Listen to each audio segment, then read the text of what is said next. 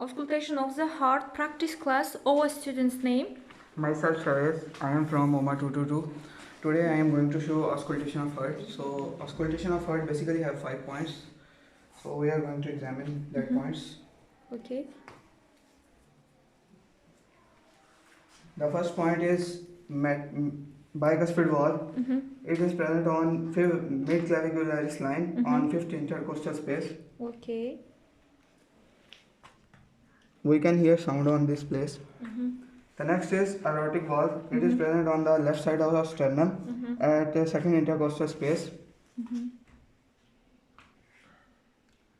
Opposite to this valve, we have pulmonary valve. It is on the right side of the sternum and it is also on second intercostal space.